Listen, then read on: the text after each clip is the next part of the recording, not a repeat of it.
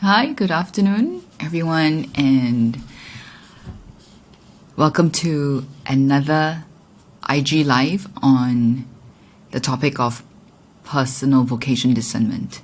Okay, so this is a series of conversation that I've decided to kind of document around topics and themes to do with, trying to figure out who we are or what our life's work is meant to be. A lot of people that I know who take their faith seriously and who sincerely wish to know how God is calling them to serve Him, how they are called to live their lives to glorify Him, and they seek to know, what their calling is, what their personal vocation is, right? But for most people, we don't have the language and the tools and the instruments to really understand what this process looks like, what is actually required of us, like what the steps are, what needs to come first, and what happens next. And very few of us actually know when we kind of feel like we're stuck in this process of discerning our life's calling. Very few of us know what to do to get unstuck. So this series of conversations, of IG Lives that I'm recording is really just my way of documenting some of the things that I've been observing, some of the things that I have already been thinking about, pondering, putting into my work with clients, the people that I'm accompanying, right? So I'm just sharing these as free resource, and hopefully any one of you who might just come across this may help you in your own journey. Okay, because the things that I observe and the things that I'm going to be talking about, they come from different parts of my own journey and from different kinds of resources.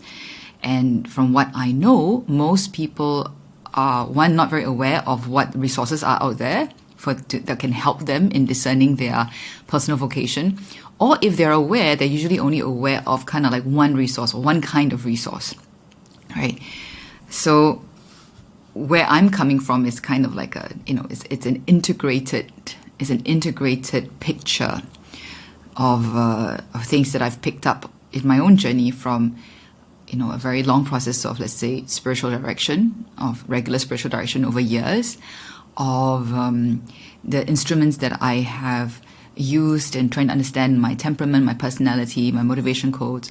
But I think above all, really, it's what has been coming up, what I've been discovering as I heal, as I go into this interior journey of integration and healing.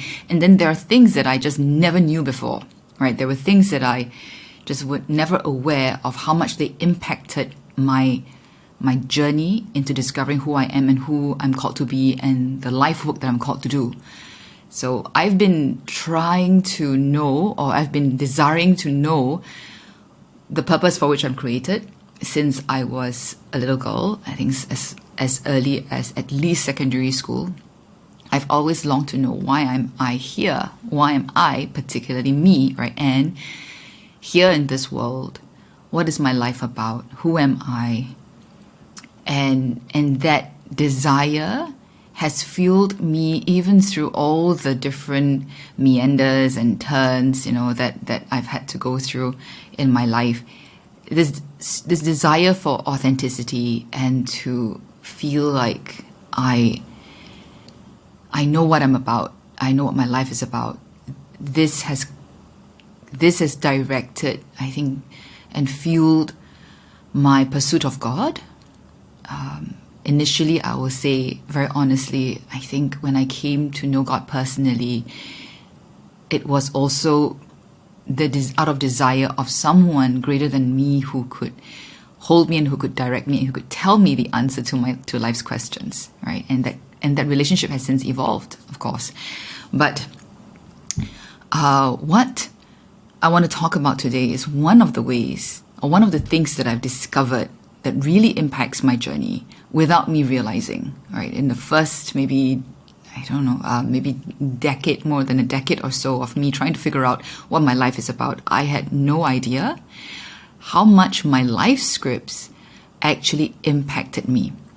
Okay, so in the earlier conversations in this series, I talked about, what we may not realize about personal vocation discernment, right? I talked about how important it is to feel really accompanied by God and by ourselves in this journey, that if we don't have that secure base of knowing that we are unconditionally and consistently accompanied by God in this journey, and that His love for us is independent of our success or failure at being able to figure out what our vocation may be, right? Unless we have that confidence that we are loved no matter what, we can't actually make this journey, right? So that was one of the earlier things I talked about in one of the videos. And in my last video, in my last live, discussing what may prevent us from actually making progress in the interior journey, I mentioned this metaphor or this example of how we may be wanting to run a race, or we're getting ready to run this race, but we don't realize that our feet are bound, right? That our bodies are actually impacted in ways that prevent us from being free enough, able enough to actually run a race well. So one of the ways in which we are bound, in a way that few of us are aware of, are our life scripts. Now, I've been talking about scripts quite a bit over on my podcast, my Becoming Me podcast. And if you're watching this and you're a listener of my podcast, some of this would be familiar to you, but this will go a little deeper. And if you're new to me or new to my podcast, you haven't been listening to the Becoming Me podcast, and you're interested in what I'm about to say or what I'm going to be saying in this video, then I encourage you to go and check out the Becoming Me podcast, okay? Okay, so life scripts are kind of like the programming that we have running, in the background that we are often not even aware of. There's kind of like this energy that fuels and directs the way we act without us realizing. Okay, so give you an example of a life script, of my life script. So one of my scripts is, I must be responsible. And it's like almost at any point, I will ask myself, what's the responsible thing to do? And that shapes my decision making, right? Now, is it good to be responsible? Well, generally, yes. But there are times when there are other questions that need to be asked, in order for a decision to be made. And sometimes the most important question may not even be one of responsibility, right? Responsibility is not the only virtue there is.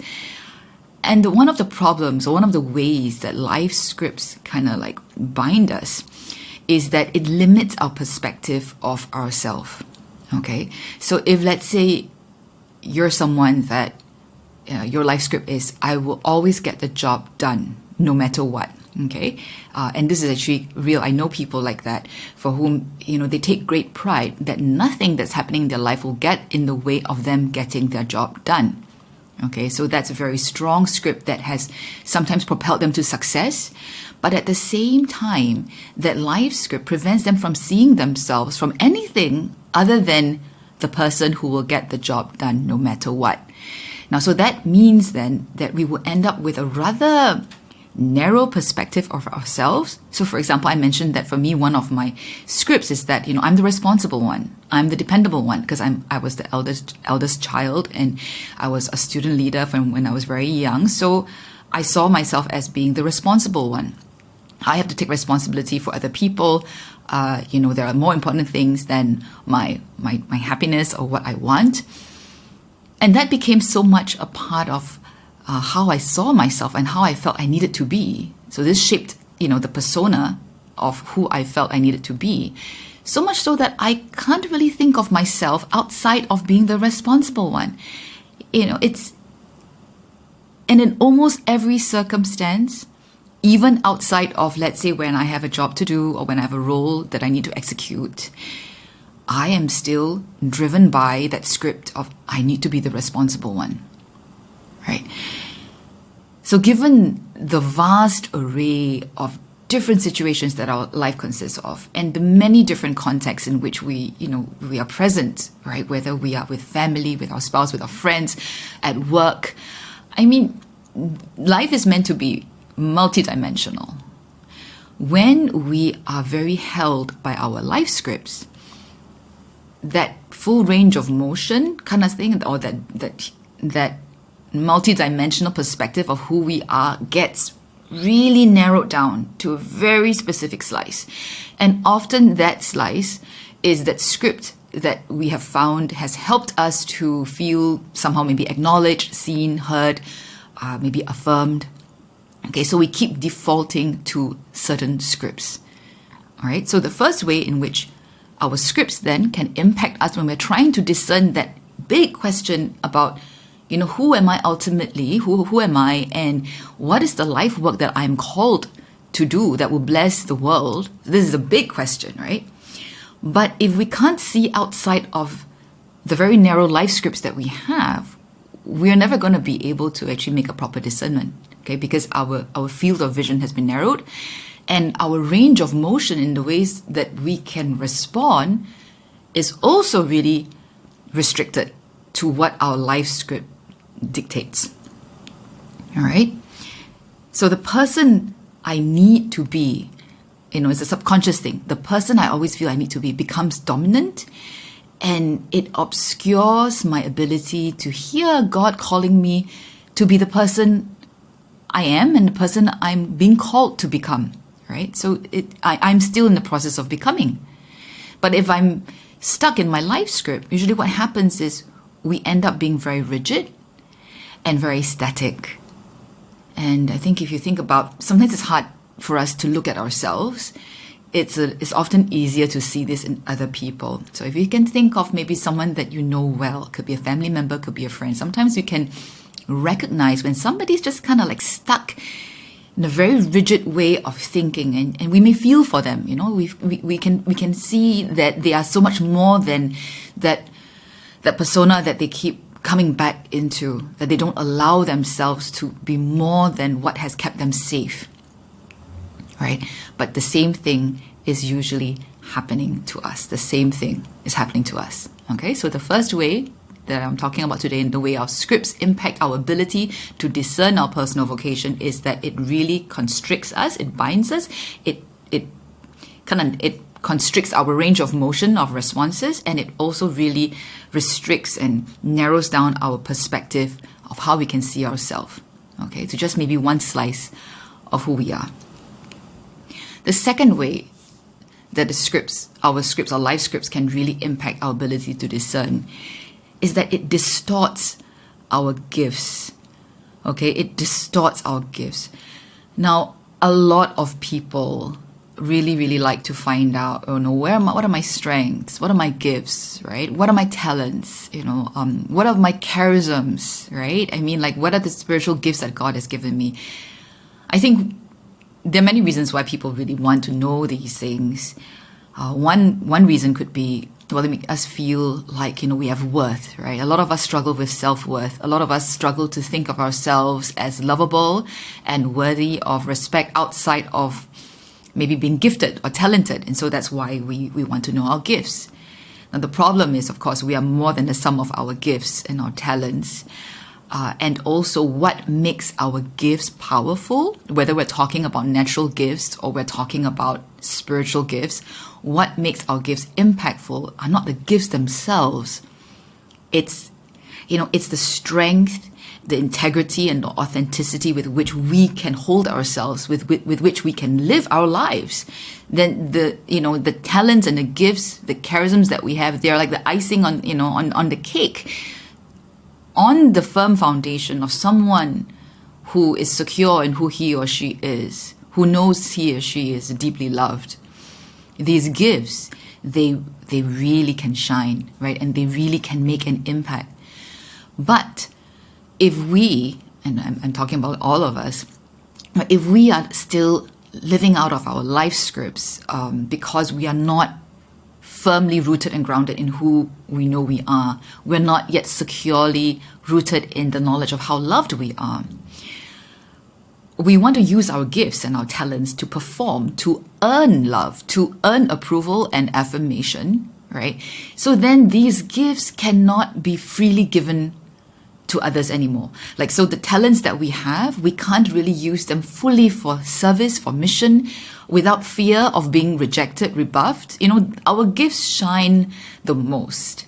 Especially our spiritual giftings, I'll say, all our gifts put together, but our spiritual giftings especially shine the most when we exercise them without fear, when it's coming out of a confidence that this is God's work, that I'm loved and I'm moving with Christ. It is Christ acting through me. And regardless of whether, someone rejects me or accepts me, this gift is still given because it is good, because God is good, and because I believe I am good. Coming from that space, our giftings, our spiritual giftings especially, can be very powerful, right? Because they really mediate the way Christ loves. They really reflect how Christ loves, which is without condition. But if we use our gifts, because we're not yet very confident about who we are, if we need to believe we are gifted, if we need to see how our gifts can make an impact on others so that we can feel that we have worth, without us knowing, really, and I say this, without us being aware, our gifts can be distorted. We can't really let go and let God, right? Whether it's natural talent or spiritual giftings, there will all be some kind of impact there, because again, it's linked to the first point I made. Our scripts can bind us, kind of limit our range of motion, right? We are not able to move really freely in the Spirit. Okay, that freedom of movement, that freedom of response comes from interior freedom. And the interior freedom is that of knowing I am loved no matter what. That I am acting and serving out of abundance, not out of a place of scarcity. When I am living out of my life scripts, and the scripts are, what we've learned will give us safety, or what we have learned will make us feel liked or respected, we are not resting in our belovedness. Okay, so in that way, our scripts can distort our gifts, can distort our talents, even our spiritual giftings. And because they distort our spiritual giftings, even if we kind of know what our gifts are, we can't really be free to discern how those gifts kind of give us the clues to the personal vocation God is calling us to. Okay, we're not really free to discern because we are too vested in an outcome. We want our gifts to work a certain way, to make us valuable, maybe, to make us liked or powerful or, respectable. Okay, so in that sense, our life scripts will distort even that which is, our gifts, our talents, even that which is supposed to be the things that we tend to like most about knowing about ourselves. All right, so that's the second way that our life scripts can impact how we discern our personal vocation, or the process of discerning our personal vocation. And the third way in which our scripts can negatively impact our discernment is really linked to the first two, okay? Because our life scripts often come about from our wounds, okay? Our life scripts often come about from our hurts, from our trauma, right? From our developmental trauma. Often maybe because when we were younger, the ways that we didn't feel accepted, didn't feel seen or heard, we found some way to be noticed. We found some way to feel significant. For some of us, it may be the good girl, good boy script, right? Like, if I'm really good, I get praised, I'm liked, my parents notice me, or maybe if I'm very clever, or I do very well in school, or I become a leader, or I have a really good talent in sports or in music, when I perform and I shine, I'm noticed. Okay, then we default to that. That slowly over time becomes our script. But for some of us, it may not be the path of achievement or being good. It could be by being very rebellious. It could be by being very anti-establishment, because when we're bad, when we don't behave, when we're naughty, we get noticed. And even if the noticing is not pleasant, right? Even if the noticing is getting scolded and not, instead of being praised, sometimes that's better than no attention at all. That's better than not being noticed at all, right? So all of us have different reactions and responses. These are kind of coping mechanisms, right? We all have different kinds of coping mechanisms. And our coping mechanisms, our trauma responses, make their way into forming our life scripts. So the example I gave earlier, me being the responsible one, I remember when I was in primary school, right? So I was like 7, 8 years old. And I would bring back, at the end of every semester, I would have a report book that I had to bring back to let my parents sign, right? And other than the results from my tests and exams, there's usually a little, a brief comment that the teacher writes about me. And the comment, I remembered I was very vested in what the comment was, because sometimes it was the comment that got my mom really happy. It wasn't necessarily the results, which were always more or less around the same. For me, I remembered my mom paid a lot of attention if the teacher had written something like, "Oh, Anne shows, a lot of initiative, or she's very responsible, or she shows leadership." I mean, these are the words that I remember my mom would get really happy. She would smile and she would tell me, "Wow, I'm so proud of you. I'm so proud of you." And if I didn't understand the word, I was very young, I didn't understand what the word responsible meant, for example. And then, my mom would explain to me what that meant. And it's like instinctively, I would feel like, oh, this is what I must be all the time. So being responsible could have been a natural part of me. Maybe it was really a good part of me, right? It's natural, but it became rigidified when it became a script that I then felt I must constantly live up to, right? So the script that we all have, the script that we adopt, often stems from our wounds, right? It is the script stems from our wounds. It is what helps us to feel better about ourselves, or to win some kind of attention, attachment. So because of that, our scripts are always externally directed. Okay, so what do I mean by externally directed? Think about it. Scripts, even let's say in a play, we talk about stage or a movie, when actors act out of script, right? It's a performance that they need to put up. Same thing, our life scripts, they're kind of like, they come from our wounds. They have been developed through our experiences of, when I act a certain way, I feel more liked or noticed or loved by my parents, by my teachers, or maybe by my friends. So the scripts are externally directed because we're playing to an audience. It wouldn't make sense to act from that script unless there was someone to observe us and there was someone to give us some kind of feedback. And it's because we want that feedback that we live out of that script. So our script is externally directed, and it's very reactive at times because it comes from a place of pain and insecurity in us. Our scripts are what we've developed to get us some sense of safety and security, even though it's not the real thing. So for that reason, we often hold on to our life scripts very tightly. It's very hard to let our scripts go. Why?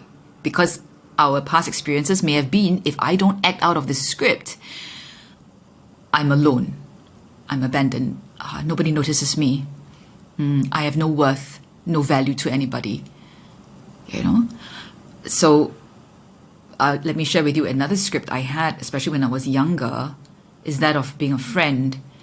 And I felt that I was going to be the best friend anybody could have, the most reliable person that will always be there when they needed someone.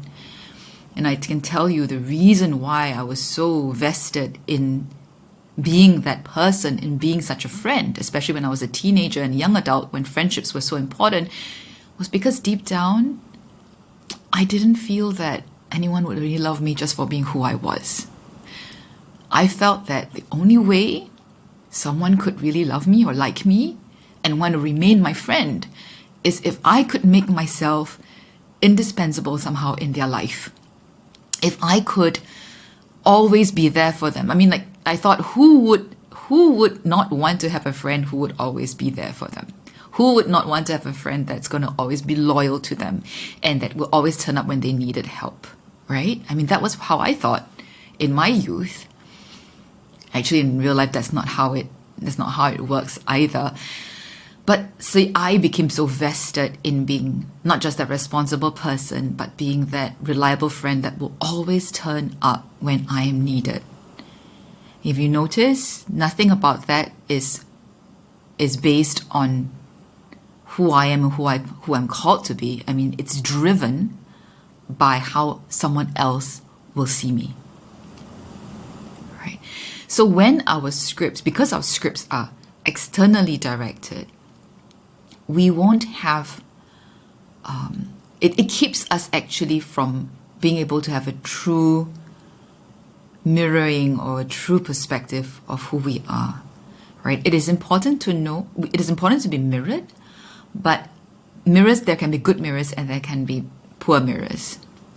When we are acting out of our pain and insecurity, when we are acting out of our scripts, we are not able to actually see ourselves mirrored accurately by others because we are desperately looking for a particular kind of feedback. And when we don't get that feedback, we can just feel very down, very low, and we double down on our scripts. So again, you can see our life scripts is about managing the perception of others, whether we realize it or not. It helps us with performing, but maybe not so much with living fully, because living fully requires us to also know with authenticity who we are, and dare I stand apart and alone if this is being true to who I am, even if that means being criticized by others, being rejected by others. If the only way I can act is in a way to win affection and approval from others, then it's going to really affect how I can see myself accurately. So if we're very desperate to fit in, we're very desperate to so-called belong to someone outside of ourselves or to a community outside of ourselves, in a sense, we may never find that belonging that we long for, right? Brené Brown has written and spoken on this topic a lot, I think in one of her books called About Braving the Wilderness, that true belonging includes or is built on the belonging we have to ourselves, which will include being able to stand apart and alone when it calls for it. Now, for people of faith, our sense of belonging to ourselves comes from that experience and the knowledge that we are deeply loved by God, unconditionally, regardless of anything we have done or failed to do. And it's from that firm foundation then that we learn to act from a place of integrity, from a place of authenticity, right? So that's what today, in what I've been talking about, were kind of just 3 ways that our life scripts can impact the way we discern our personal vocation, or 3 ways that our life scripts can prevent us from effectively discerning our personal vocation, right? So the first reason was it limits our perspective of who we are. We end up just seeing one slice of ourselves. It restricts the range of our responsiveness. We also find that we can only respond from a particular persona when we're very driven by a life script.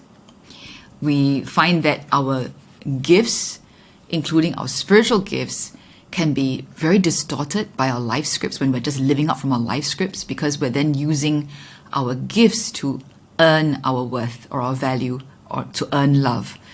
And finally, because our scripts are coming from a place of woundedness, it is always externally directed. It is kind of like to manage other people's perception of us.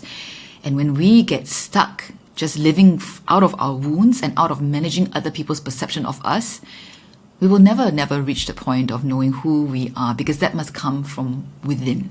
It must come from a place that is distinct and I would say even independent, somewhat independent of what others mirror to us. All right. So one big reason why so many people can't really make progress in discerning their personal vocation is actually because they're unaware of the life scripts that they have. Because really it's something that is operating in the background. Most of us, we don't know it's there unless we know what we're looking for.